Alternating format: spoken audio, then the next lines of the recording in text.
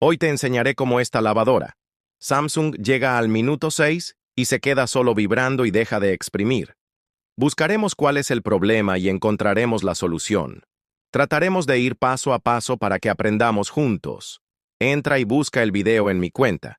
Y de paso recuerda like, comenta, comparte y suscríbete para que me ayudes a llegar a más hogares. Te espero no tardes. Esto es muy importante.